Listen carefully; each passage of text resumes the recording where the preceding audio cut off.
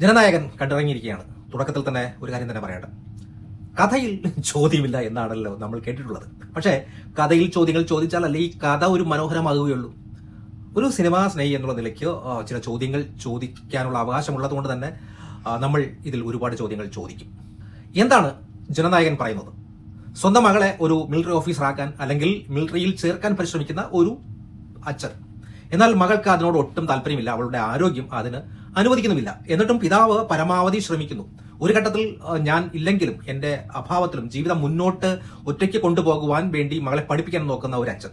ഈ കഥ കേൾക്കുമ്പോൾ നമുക്ക് തെലുങ്ക് സിനിമയിൽ കാണുന്നവർക്ക് എവിടെയോ ഒരു കത്തി പാസം, തെലുങ്കിൽ നന്ദഗോപരി ബാലകൃഷ്ണ അഭിനയിച്ച ആ സംഭവം തന്നെയാണ് ഇത്. ഭവത് കേസരി തമിഴിലേക്ക് മാറ്റിയിരിക്കുന്നു. ഒരു സീനും മാറ്റിയിട്ടില്ല, അതേപോലെ തന്നെ എടുത്തു വെച്ച് ഇവിടെ വെച്ചിട്ടുണ്ട്. പക്ഷേ അവിടെ അങ്കിൾ കോംബോ ആണെങ്കിൽ ഇവിടെ അച്ഛനും മകളും എന്നുള്ള ആ ഒരു രീതിയിൽ മമിത ബൈജു ഇവിടെ പിന്നെ മകളായിട്ട് വരുന്നു. അത് തന്നെയാണ് ഇവിടെ പൂജ ഹെഡ് നായികയായിട്ട് വരുന്നു. വില്ലനെ അറിയാലോ. അപ്പോൾ റീമേക്ക് ആണെങ്കിൽ പോലും അതിൽ ചെറിയ മാറ്റങ്ങൾ തമിഴിനോട് ചേർന്ന രീതിയിൽ മാറ്റിയിട്ടുണ്ട്. കുറെ കത്തികളൊക്കെ ഒഴിവാക്കിയിട്ടുണ്ട്. എന്നാൽ റീമേക്ക് എടുത്ത് വെച്ചപ്പോൾ എന്താണ് സംഭവിച്ചതെന്ന് ചോദിച്ചാൽ, സിനിമയിൽ കുറച്ച് സമയം അപ്പനും മകളും തമ്മിലുള്ള ആ ഒരു പാസം പച്ചപിടിപ്പിക്കാൻ സംവിധായകൻ നന്നായിട്ട് തന്നെ കഷ്ടപ്പെടുന്നുണ്ട്. പക്ഷേ കൃത്യമായിട്ട് അടിത്തറയില്ലാത്ത കഥ ആയതുകൊണ്ട് തന്നെ ആ ഇമോഷൻ ഒട്ടും തന്നെ നമുക്ക് ദഹിക്കാത്ത രീതിയിലാണ് പോയത്. ആ ഒരു ഇമോഷൻ ഡ്രാമ നല്ല പരാജയമായിരുന്നു എന്നുള്ളതാണ്.